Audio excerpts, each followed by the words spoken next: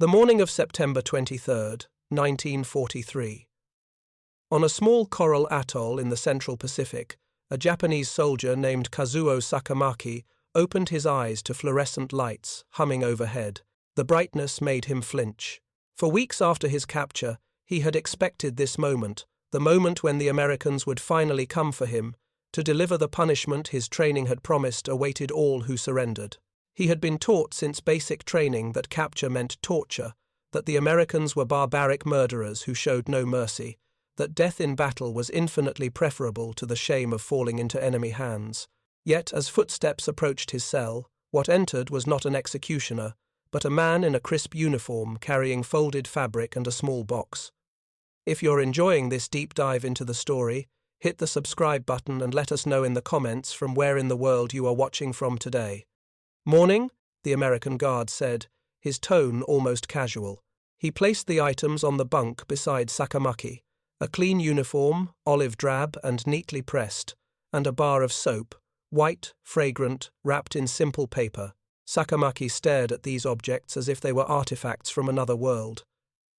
In the 18 months before his capture, he had not once received a clean uniform. Soap had become a luxury reserved for officers, if anyone.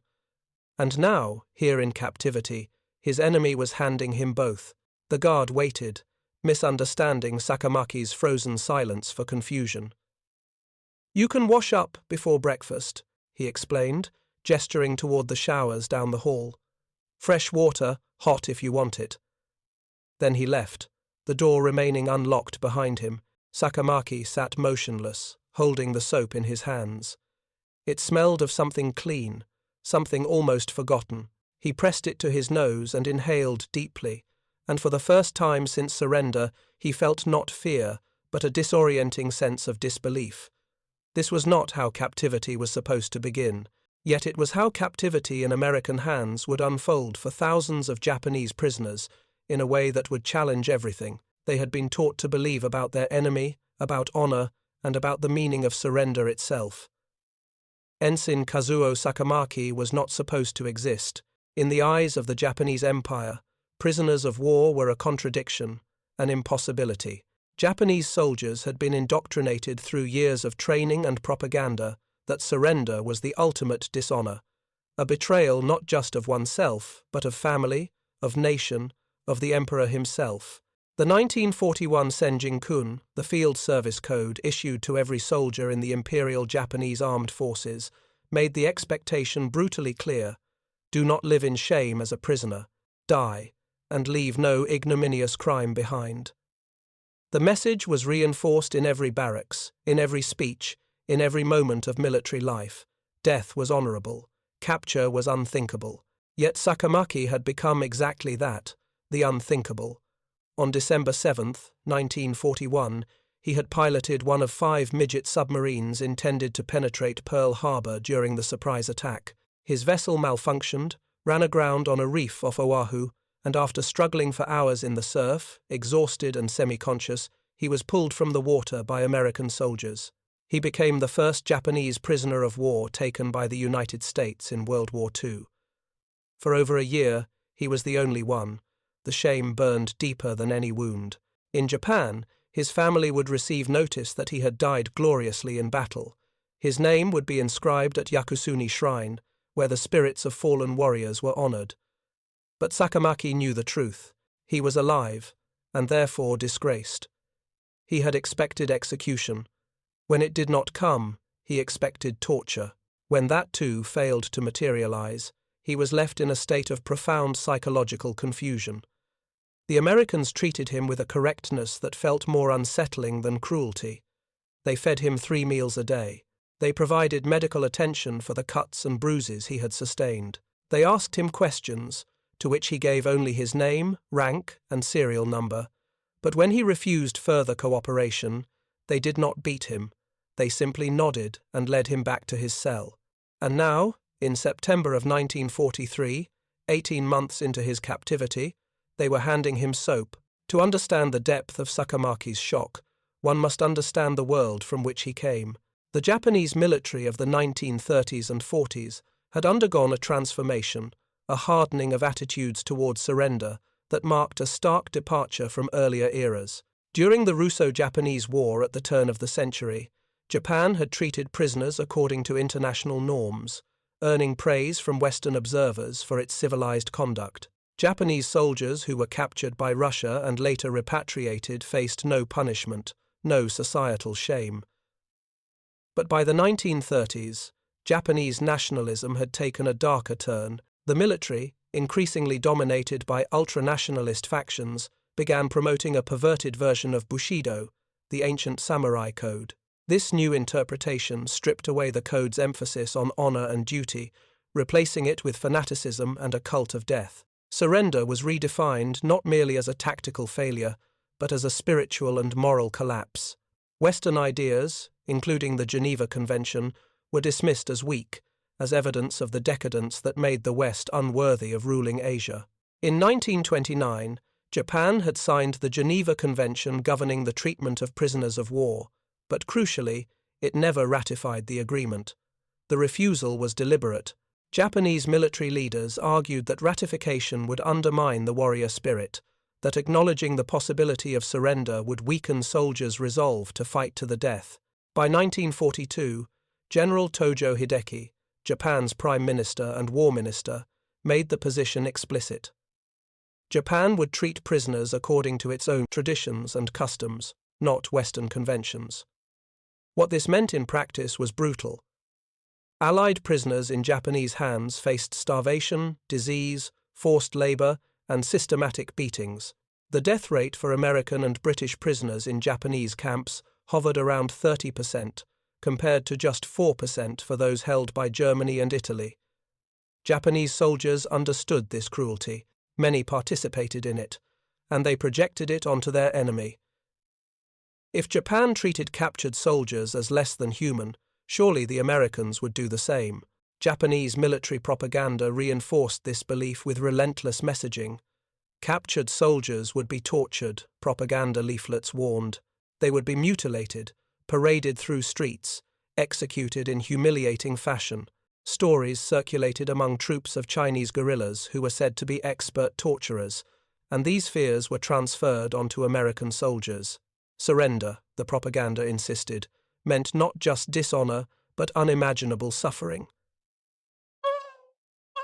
Surveys conducted after the war revealed the success of this indoctrination. 84% of Japanese prisoners reported that before capture they had expected to be tortured and killed by the Americans. Many had tried to commit suicide rather than face such a fate. Some succeeded, others, like Sakamaki, survived through circumstance, captured while unconscious or too injured to resist. The psychological burden they carried was immense. They had broken the ultimate taboo. They had become prisoners, and in doing so, they believed they had severed all ties with Japan, with family, with honor itself. Yet what awaited them in American hands was not torture, but something far more confusing. Decency. The Western Allies had made a strategic decision early in the war. Despite Japan's refusal to honor the Geneva Convention, Allied governments and military commanders directed that Japanese prisoners be treated in accordance with international law. This was not merely moral posturing. It was calculated. By treating Japanese POWs humanely, the Allies hoped to encourage more Japanese soldiers to surrender, thereby saving Allied lives and gaining valuable intelligence. American camps for Japanese prisoners operated under strict guidelines. Prisoners were to be housed in conditions comparable to those of American soldiers. They were to receive adequate food, medical care, and opportunities for recreation. They were to be protected from abuse and exploitation. In practice, this meant that Japanese prisoners, many of whom had spent years on starvation rations in the jungles of the Pacific, suddenly found themselves eating better as captives than they ever had as soldiers. But it also meant something else. It meant that each day, in small, mundane ways, Japanese prisoners confronted evidence that contradicted everything they had been taught. A clean uniform was not just fabric, it was a statement. It said that the Americans saw them as human beings, not animals. A bar of soap was not just a hygiene product, it was an acknowledgement of dignity. Hot water for a shower, a bed with a mattress, a meal served on a tray, these were not the trappings of a death camp. They were the conditions of a prisoner of war camp operating under rules, under laws, under a system that treated captivity not as an excuse for revenge, but as a temporary state governed by principles. For men like Sakamaki, this humane treatment was almost unbearable. It forced them to reckon with a possibility they had never considered, that they had been lied to, not just about the Americans, but about everything, about honor, about duty, about the nature of their enemy and the war they had been fighting. That reckoning would unfold slowly, in the barracks and mess halls, in the interrogation rooms and recreation yards of camps scattered across the Pacific, from Australia to New Zealand, from Hawaii to the American mainland. And it would begin, for many, with something as simple as a bar of soap. Sakamaki stood under the hot water in the camp shower, scrubbing his skin with the American soap until it foamed. He had not felt this clean in years. Around him, other prisoners, newly arrived from battlefields across the Pacific, stood under their own showers, silent, their faces expressions of stunned disbelief. One man, a private who had been captured on Guadalcanal after weeks in the jungle, wept quietly as he washed months of filth from his body. Another, a sergeant from a garrison in New Guinea, kept turning the faucet on and off, as if testing whether the hot water was real. None of them spoke. To speak would be to acknowledge what they were all thinking, that they had survived, that they were being treated with a kindness they did not deserve, and that the shame of surrender might somehow be less unbearable than they had been taught to believe. When Sakamaki returned to his quarters, he found the clean uniform waiting on his bunk, just as the guard had promised. He put it on slowly, feeling the crisp fabric against his skin. It fit reasonably well, adjusted for his frame. He looked down at himself and saw not a Japanese soldier, but a prisoner in American olive drab. The uniform was a paradox. It was a mark of captivity, yet it also felt like a gift. Later that morning, Sakamaki joined the other prisoners in the mess hall for breakfast.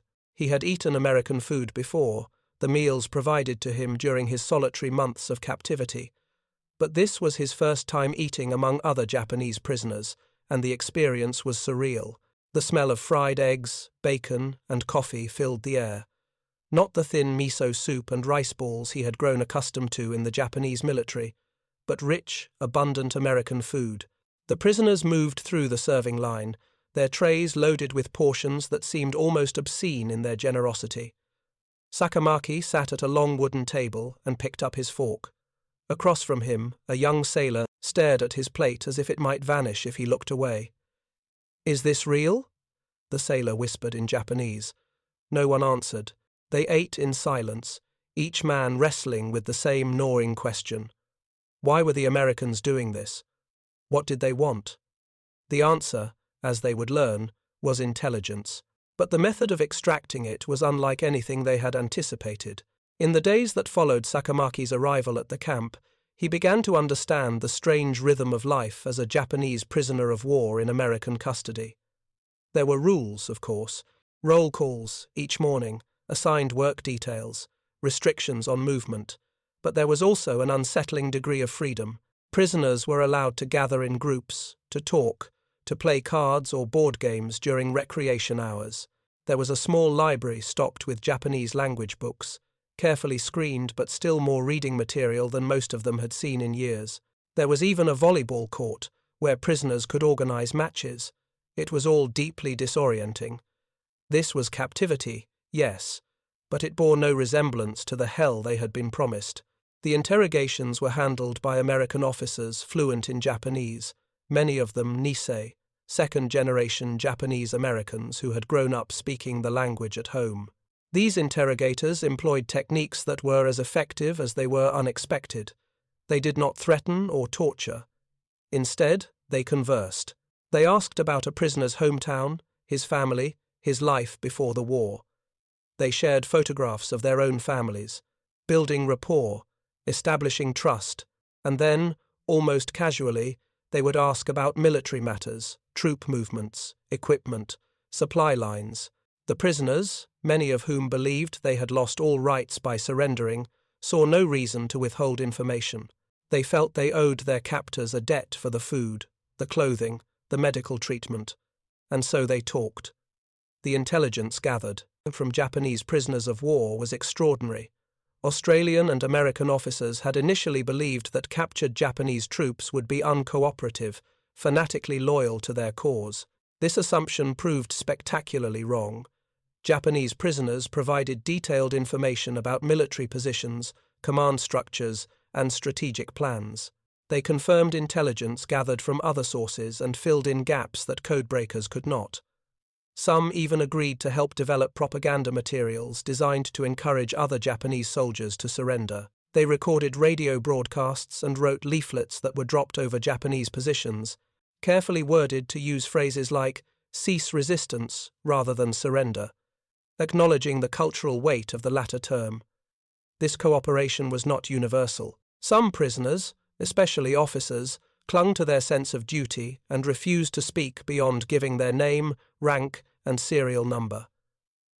But these were the exceptions.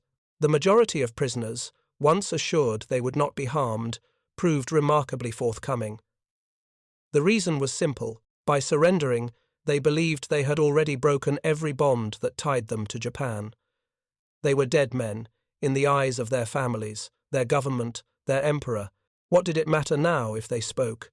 In some twisted way, providing intelligence felt like repaying the Americans for their unexpected kindness, and the kindness continued, relentlessly, day after day. Each morning, Sakamaki and the other prisoners woke to find clean linens on their bunks, replaced weekly by camp staff. Each day, soap and other hygiene supplies were available, distributed without ceremony, as if these things were simply rights that prisoners were entitled to. The water for showers remained hot, the meals remained abundant, and slowly, imperceptibly, the psychological walls that the prisoners had built around themselves began to crack. One afternoon, Sakamaki sat in the rec yard, watching younger prisoners play volleyball. Their laughter carried across the compound, a sound so out of place in a prison camp that it felt almost obscene. Yet no one stopped them. The American guards, stationed at the perimeter, watched with expressions that ranged from boredom to mild amusement. One guard even cheered when a particularly good spike sent the ball past the opposing team's defense. Sakamaki felt a strange tightness in his chest. This was not supposed to be how war worked. Enemies were not supposed to share moments of ordinary humanity. And yet here they were, Japanese prisoners and American guards, coexisting in a space that defied the logic of hatred and propaganda. The soap, the uniforms, the food, all of it added up to something more than just physical comfort. It was a kind of psychological warfare, not through cruelty but through generosity, and it was devastatingly effective. Every clean shirt, every hot meal, every moment of humane treatment whispered the same unsettling message to the prisoners. You were lied to. Your leaders told you the Americans were monsters, and they were wrong. What else did they lie about?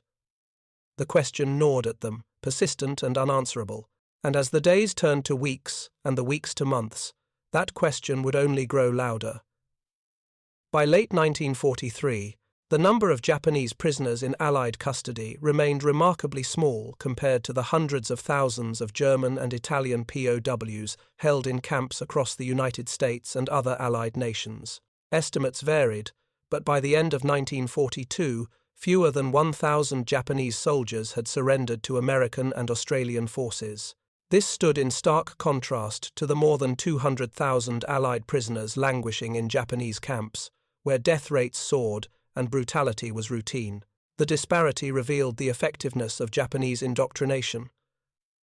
Most Japanese soldiers preferred death to capture, fighting, until they were killed or committing suicide when defeat became inevitable. On islands like Tarawa and Saipan, American forces would discover that taking Japanese prisoners was nearly impossible. Out of more than 22,000 Japanese defenders at Tarawa, only 17 were captured alive. The rest died fighting or killed themselves. But those few who did surrender, whether captured unconscious, severely wounded, or simply too exhausted to continue, found themselves thrust into an alternative reality that challenged every assumption they had carried into battle. The camps themselves were scattered across the Pacific Theatre and the American mainland. Australia and New Zealand housed the majority of Japanese prisoners captured in the early years of the war, funded through the American Lend-Lease program. Prisoners deemed to have particular intelligence value were sent to specialized facilities in the United States, including Fort Hunt in Virginia and Camp Tracy in California, where sophisticated interrogation techniques were employed.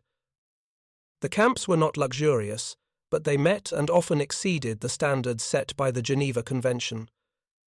Barracks were clean and weatherproof. Medical facilities provided treatment for injuries and illnesses.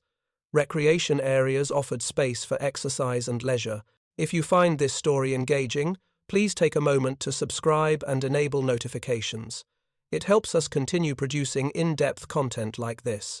And crucially, the camps operated under a system of accountability, with regular inspections and documentation to ensure compliance with international law.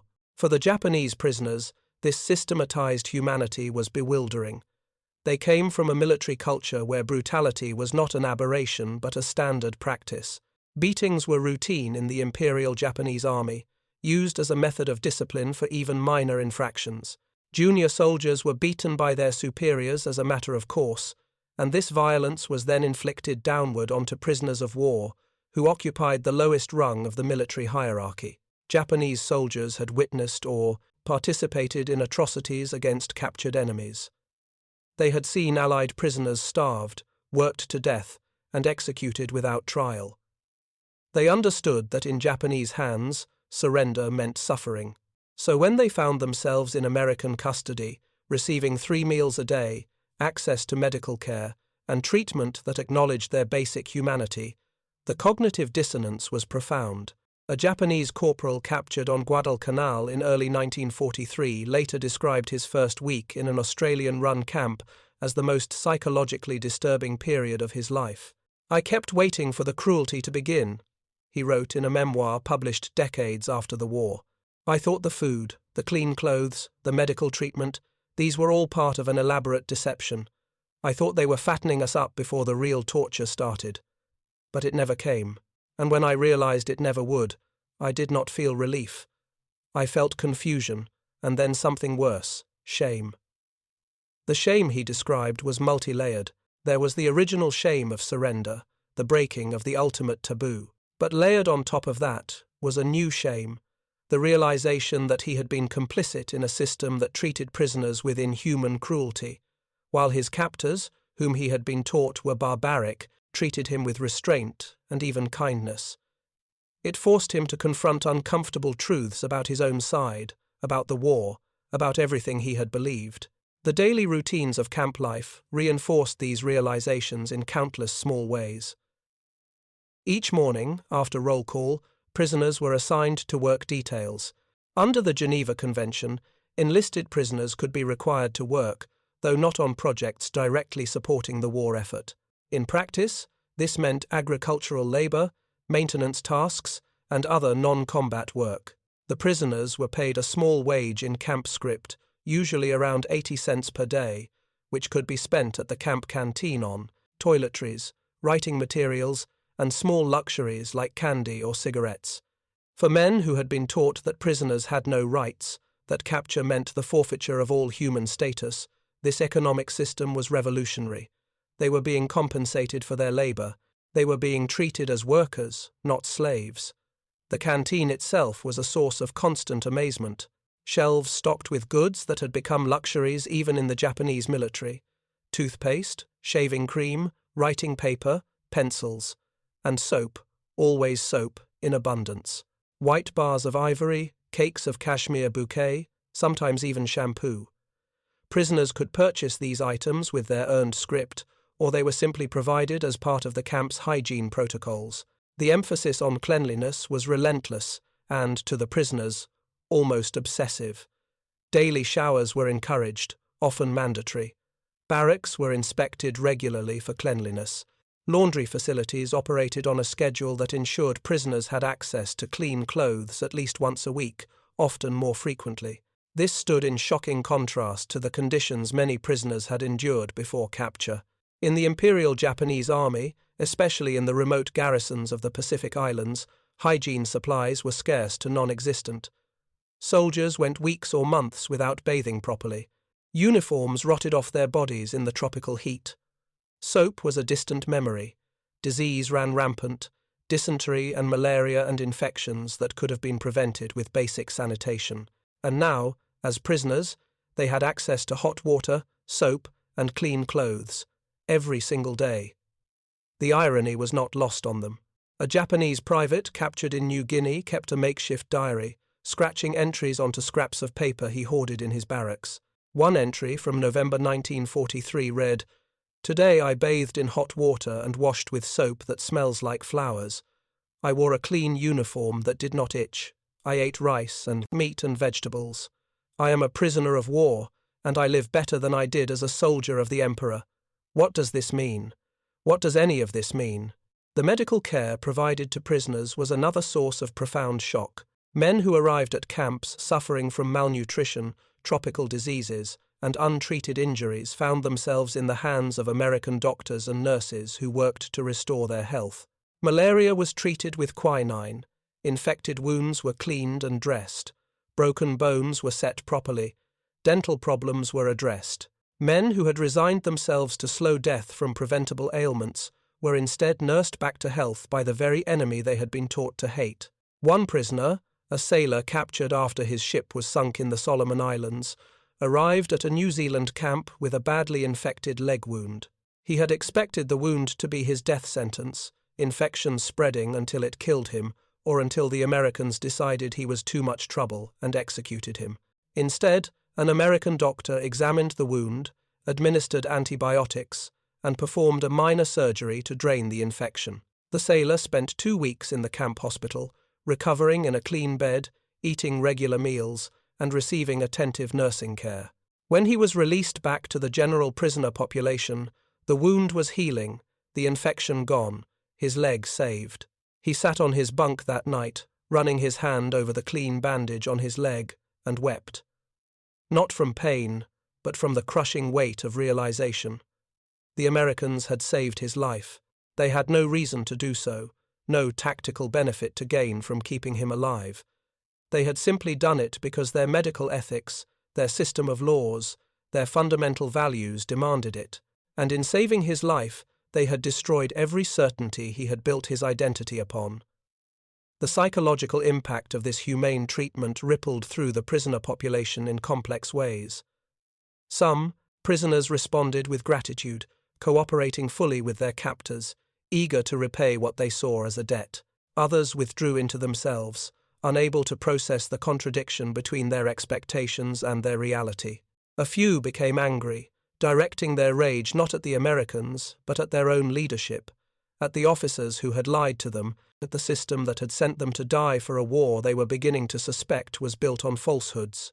And some, particularly those who had been most deeply indoctrinated, clung desperately to their original beliefs, insisting that the kindness was a trick, that the cruelty would come eventually, that they had to remain loyal to the emperor and the empire no matter what. These divisions created tension within the camps. At Camp McCoy in Wisconsin, which became the largest facility for Japanese POWs on the American mainland, conflicts erupted between hardline prisoners who insisted on maintaining military discipline and those who had begun to question the ideology they had been fed. In May 1944, these tensions boiled over into a confrontation with guards that stopped short of violence but revealed the psychological strain under which the prisoners lived. Similar incidents occurred at other camps, including a more serious uprising at a camp near Cowra, Australia, in August 1944, where over 1,000 Japanese prisoners attempted a mass breakout. The escape attempt resulted in the deaths of 231 Japanese prisoners and 4 Australian guards, a tragedy born of desperation and the inability of some prisoners to accept their circumstances. But these violent episodes were exceptions. For the vast majority of Japanese POWs in Allied custody, life settled into a routine that, while monotonous, was stable and, by the standards of war, remarkably humane. The days followed predictable patterns: morning roll call, breakfast, work assignments, lunch, more work, dinner, recreation time, lights out. Weekends brought reduced work schedules and more opportunities for leisure. Prisoners organized sports leagues, played board games, practiced calligraphy, and wrote letters home, though they knew those letters would likely never reach their families. The camp administrators, following Geneva Convention protocols, photographed prisoners and compiled lists of names to be shared with Japanese authorities through neutral intermediaries like Switzerland. But the Japanese government refused to acknowledge these lists. Officially, there were no Japanese prisoners of war. The foreign minister stated it explicitly in 1943. Our army maintains the position that Japanese prisoners of war do not exist. For the prisoners, this denial was perhaps the cruelest cut of all. They were not just forgotten by their country, they were erased. Their families back in Japan received notice that they had died gloriously in battle, their names inscribed at Yasukuni Shrine among the honored war dead. Small boxes were delivered to grieving families, purporting to contain the ashes of fallen sons and husbands. Some of these boxes were empty, others contained the ashes of strangers. The deception was systematic and complete. Meanwhile, the men who were supposedly dead sat in barracks in Australia, New Zealand, Hawaii, and the American mainland, eating hot meals, wearing clean clothes, and grappling with the knowledge that they had become ghosts, men without a country, without families, without honor.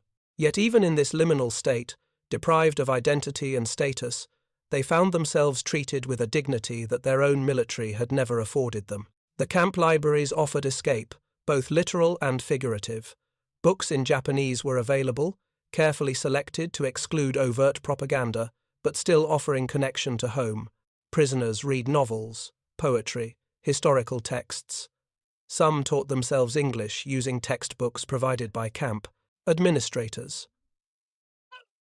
Others pursued more practical education, taking classes in agriculture, carpentry, and other trades. These educational opportunities were, in a sense, preparation for a future the prisoners could scarcely imagine, a post-war world where they might somehow be reintegrated into society. But they were also something more immediate, a way to fill the long hours of captivity with purpose, to maintain mental health in circumstances that could easily lead to despair. The emphasis on cleanliness and hygiene extended beyond individual care to encompass the entire camp environment. Barracks were kept spotless, with regular inspections, ensuring that standards were maintained. Latrines and washing facilities were cleaned daily. Garbage was collected and disposed of properly. The mess halls operated under strict sanitation protocols. This systematic approach to hygiene was, in part, practical. Preventing disease outbreaks in crowded camps was essential to maintaining order and minimizing casualties. But it also reflected a broader philosophy, the belief that even in captivity, even in war, certain standards of human dignity should be maintained. The prisoners noticed this philosophy in action every day. When a barracks roof leaked during a rainstorm, American work crews arrived promptly to repair it. When the winter cold made barracks uncomfortable, extra blankets were distributed. When prisoners complained that the food was too unfamiliar, camp cooks made efforts to incorporate more rice and familiar flavors into the menu within the constraints of available supplies. These were small gestures, perhaps, but they accumulated into a larger message. You are human beings, and you will be treated as such. For men who had been taught that surrender stripped them of their humanity, that message was revolutionary, and it was delivered not through speeches or propaganda, but through the mundane details of daily life. A bar of soap, a clean uniform, a hot meal, a doctor who treated your wounds, a guard who said, "Good morning." These small acts of ordinary decency became the foundation of a psychological transformation that many prisoners would carry with them for the rest of their lives. By the summer of 1944, as Allied forces advanced across the Pacific, the number of Japanese prisoners began to increase. The campaign to encourage surrender had started to bear fruit. Psychological warfare units dropped millions of leaflets over Japanese positions, showing photographs of Japanese POWs in Allied camps, well-fed and unharmed. These images, carefully selected to avoid identifying individual prisoners, as General MacArthur had insisted, provided visual proof that surrender did not mean death. The leaflets used carefully chosen language, avoiding the word surrender in favor of phrases like cease resistance and preserve your life, attempting to navigate the cultural minefield of Japanese military honor. Loudspeaker broadcasts, some recorded by Japanese POWs who had agreed to cooperate, echoed across battlefields, urging soldiers to stop fighting, assuring them they would be treated humanely. The effectiveness of these efforts varied. In some battles, Japanese soldiers continued to fight to the death with the same fanatical determination that had characterized the early years of the war, but in others, particularly as Japan's strategic position deteriorated and supplies dwindled, more soldiers chose life over death. They emerged from caves and bunkers, hands raised, expecting execution, and finding instead American soldiers who gave them water, bandaged their wounds, and led them to captivity.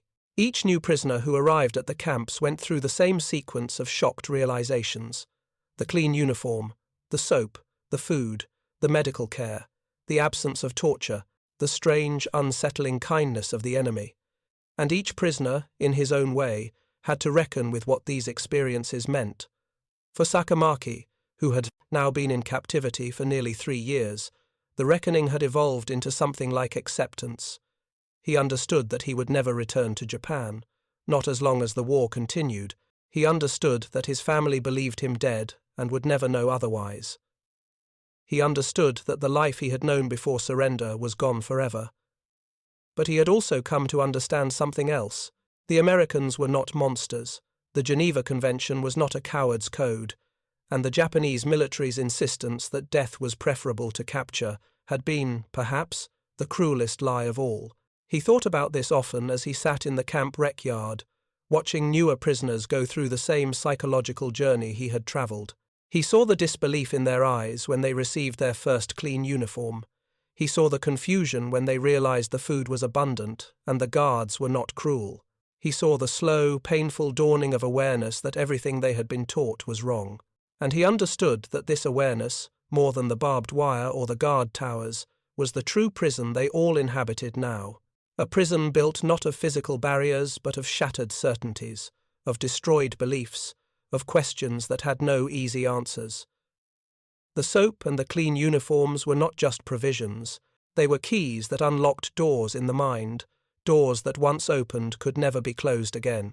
And beyond those doors lay a landscape of moral complexity that no amount of military indoctrination had prepared them to navigate. The war continued, grinding forward month after month, island after island. But for the Japanese prisoners in Allied camps, the war had already ended in a way far more profound than military defeat. It had ended in the quiet revolution that occurred when enemy hands offered not violence but soap, not cruelty but clean clothes, not death but the stubborn insistence on preserving human dignity, even in the midst of the most inhuman of human endeavors. As 1944 turned into 1945, as American forces closed in on Japan itself, the prisoners waited. They did not know what would come next. They did not know if they would survive to see the war's end, or if they would return to Japan when it did. They knew only that they had crossed a threshold from which there was no return. They had become men without a country, without honor in the eyes of their homeland, kept alive by the mercy of an enemy who refused to be as monstrous as they had been promised he would be. And that mercy, delivered daily in the form of soap and clean water, hot meals and medical care, was perhaps the most devastating weapon the Allies could have wielded, not because it destroyed bodies, but because it transformed minds, one clean uniform at a time. August 15th, 1945. The voice that crackled through radio speakers across Japan was one that most Japanese citizens had never heard before. Emperor Hirohito, speaking in formal classical Japanese that many struggled to understand, announced that Japan had accepted the terms of the Potsdam Declaration. The war was over. Japan had surrendered. In prisoner-of-war camps across the Pacific, from Australia to Hawaii, from New Zealand to the American mainland, Japanese prisoners heard the news with reactions that ranged from relief to despair to numb disbelief. For nearly 4 years, they had existed in a state of suspension, men without a country, soldiers without a war, prisoners who had broken the ultimate taboo by choosing life over death. Now, Suddenly, their homeland had done the same thing. Japan itself had surrendered. The irony was almost too much to bear. Kazuo Sakamaki, sitting in his barracks at Camp McCoy, listened to the announcement and felt a strange hollowness in his chest. For 3 years and 8 months, he had carried the shame of being Japan's first prisoner of war. He had been the exception, the aberration, the man who had failed where all others were expected to succeed. And now, Japan itself had become a nation of surrenderers. Millions of Japanese soldiers laid down their arms in the weeks following the emperor's broadcast. Soviet forces accepted the surrender of over 1.6 million Japanese troops in Manchuria and elsewhere on the Asian mainland. Western Allied forces took the surrender of millions more in Japan, Southeast Asia, and across the Pacific Islands. The no-surrender policy that had defined Japanese military culture, that had sent hundreds of thousands of men to pointless deaths, had collapsed in a matter of days. For the prisoners who had survived in Allied custody, this vindication came wrapped in bitter questions. How many had died needlessly, charging into machine gun fire rather than raising their hands? How many had committed suicide in caves, on beaches, in the final moments before capture, because they believed the shame was unbearable? How many families had grieved for sons who might have lived if they had known that surrender was not the ultimate disgrace, that even the emperor himself would eventually choose it? The camp administrators moved quickly to prepare for repatriation, but the process would take time. Japan was in ruins, its cities reduced to ash by conventional bombing and the 2 atomic weapons dropped on Hiroshima and Nagasaki. Its infrastructure was shattered, its government in transition under American occupation. Shipping space was limited, priorities complex. Some prisoners would remain in Allied custody for months, even years, before finally being sent home. During this waiting period, a strange transformation occurred in many camps. The war was over, and with it, the immediate tension of captivity eased. Guards and prisoners, no longer quite enemies, found themselves in an awkward coexistence. Some formed friendships, guard and captive exchanging stories, sharing cigarettes, playing cards together during off hours. At Camp McCoy, an American sergeant taught a group of Japanese prisoners how to play baseball, America's pastime becoming an unlikely bridge between former adversaries. The Japanese prisoners, many of whom had been in custody for years, had become fluent in English. They understood American culture in ways that would have been impossible for soldiers who had only experienced it through propaganda. They had eaten American food, worn American clothes, listened to American music drifting from guard radios. They had received medical care from American doctors, learned trades from American instructors, and been treated with a consistency of decency that had gradually worn away the layers of indoctrination they had carried into captivity. When the first ships began carrying prisoners back to Japan in late 1945 and early 1946, the men who boarded them were not the same as those who had entered the camps years earlier. They had been transformed, not by force, but by the accumulated weight of small kindnesses, by clean uniforms and bars of soap, by hot meals and medical care, by the stubborn Allied insistence on treating them as human beings even when their own military had taught them they were not. The return to Japan was jarring in ways the prisoners had not anticipated. They had expected to be treated as pariahs, as men who had brought shame upon their families. The reality was more complex. Japan itself had become a nation of defeated people, and in that collective defeat, individual shame lost some of its power. The country was focused on survival, on rebuilding from devastation, on adapting to American occupation. Former prisoners returned to find their families struggling with hunger, living in makeshift shelters, trying to navigate a world where all the old certainties had been destroyed. In this context, the fact that a son or husband had been a prisoner of war seemed almost trivial. What mattered was that he had survived, that he was home, that the family was together again. Yet the psychological scars remained. Many former prisoners struggled with what they had experienced. Some felt guilt for having cooperated with their captors, for having provided intelligence or participated in propaganda efforts. Others felt anger at the leadership that had lied to them, that had sent them to war with false promises and fanatical ideology.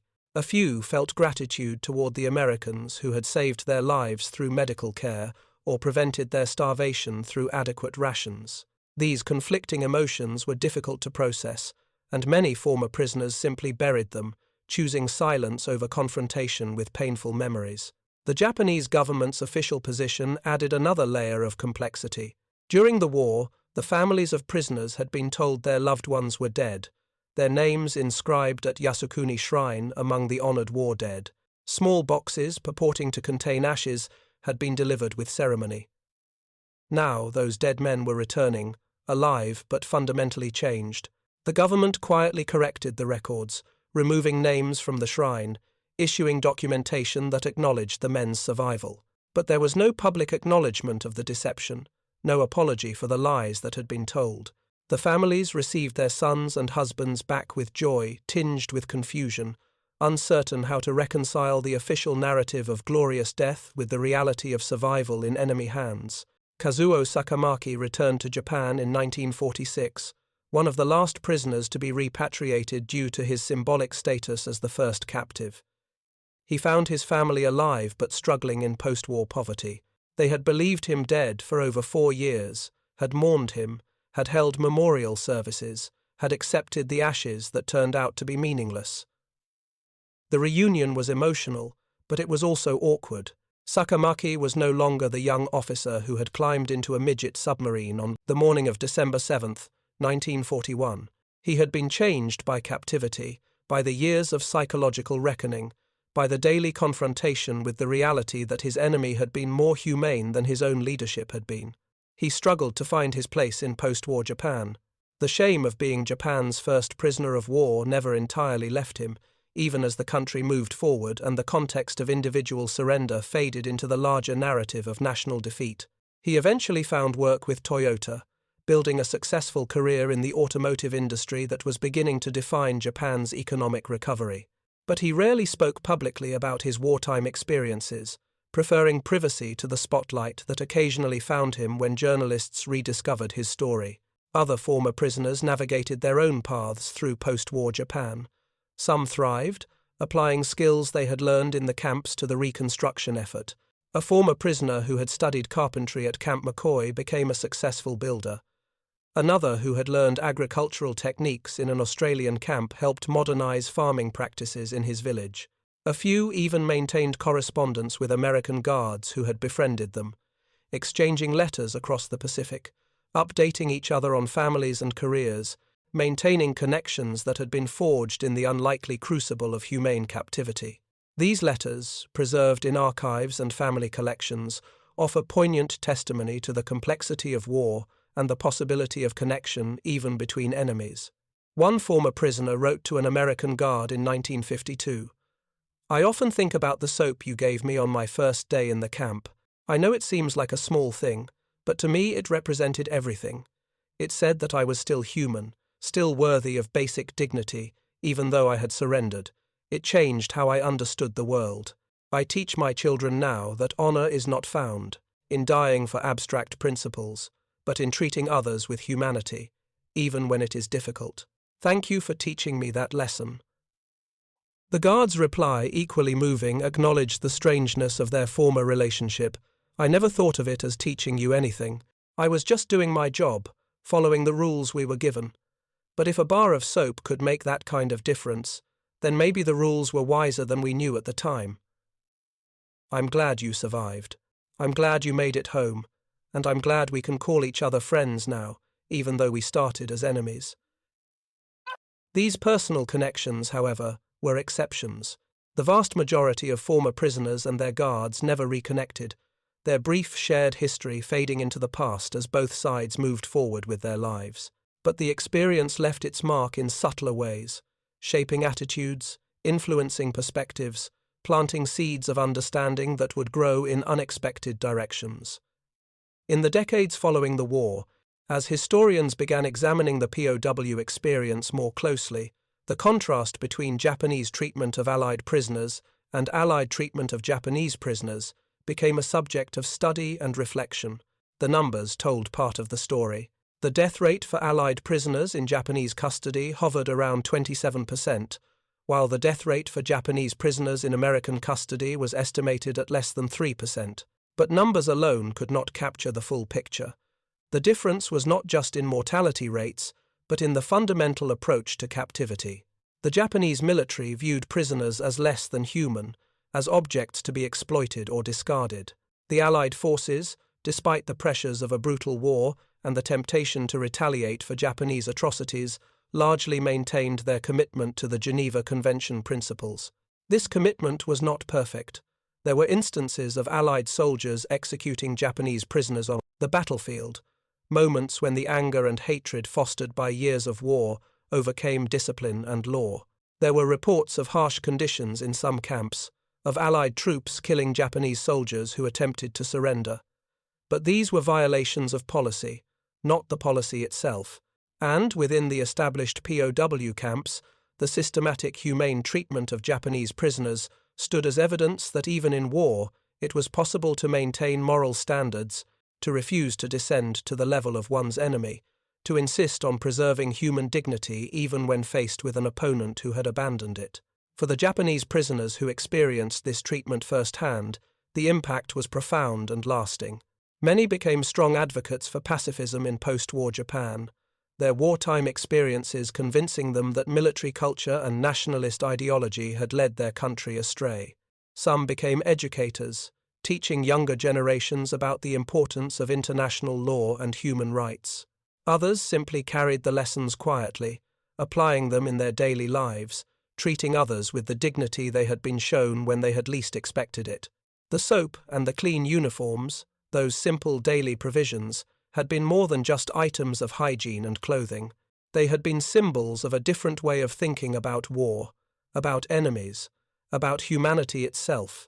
They represented the idea that certain principles should be maintained even in the most difficult circumstances, that the measure of a civilization is not just how it treats its friends, but how it treats its enemies.